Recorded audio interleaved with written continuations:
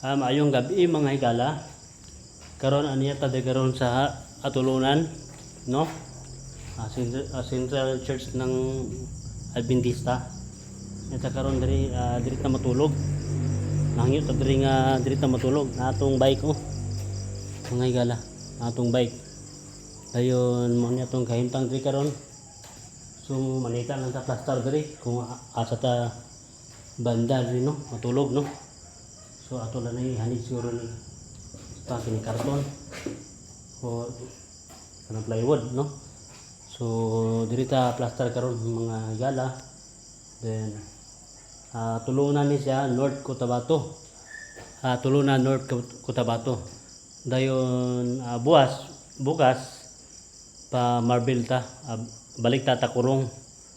Tapos Marbel, Jinsan, Sarangani Province. Ayan muna ang atong ruta. Ayan muna ang update natin ngayon mga kababayan. Kasi gabi na. Kumain lang muna ako dun sa labas ng pastil. Yun lang kasi patali. Nakainin. And then muna tayo dito. Plaster muna tayo kung saan tayo pwede matulog. Ayan, may siling pa naman sila. No? Ayan. Para at least wala lamok. So, ayos na to. Bali, ito po ay pure survival challenge. Ito po ay survival challenge, no? 82 province. 82 province po ang pupuntahan natin. Bali, naka 12 na probinsya na po tayo mga kababayan. So, meron pang 70 province ang natira. So dahan-dahan natin tong ang challenge na to is nationwide ito. Lahat ng probinsya ng Pilipinas pupuntahan po natin. Sana po mapuntahan po natin yung lahat ng probinsya sa Pilipinas. Bali ipagdasal ko po na sana ma-accomplish natin yung mission natin na mapuntahan yung buong Pilipinas gamit ang bisikleta. So puli guys, ipag-pray nyo lang po ako. At salamat, maraming salamat po sa inyong mga suporta, lalo na sa mga kababayan natin, yung mga taong may puso na nakadaan sa akin, tapos minsan binibigyan ako ng tulong, financial or mga pagkain, tubig, minsan hinahabol ako ng tubig, pagkain. Maraming salamat. Hindi ko naman tinatanggi sa sarili ko kasi totoo naman yon.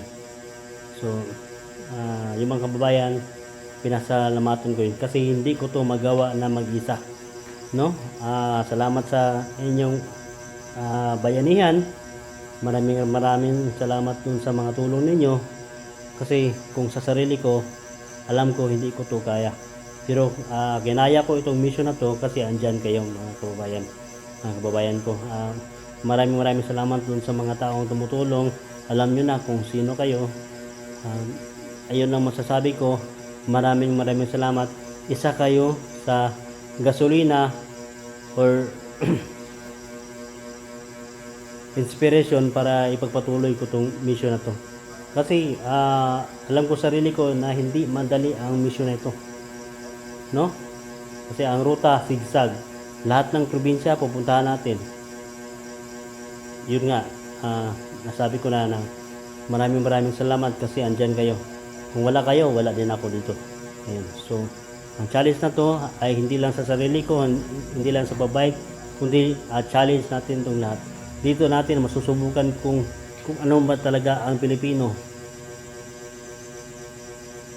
Alam ko yung mga Pilipino is may puso at tumulong.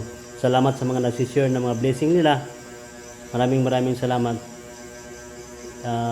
Ayun lang muna yung masasabi ko mga kababayan, na salamat talaga sa mga nag-pray, sa mga tumutulong, kasi alam ko sarili ko hindi ko ito magawa kung wala kayo. Maraming salamat and magandang gabi. Update tayo bukas.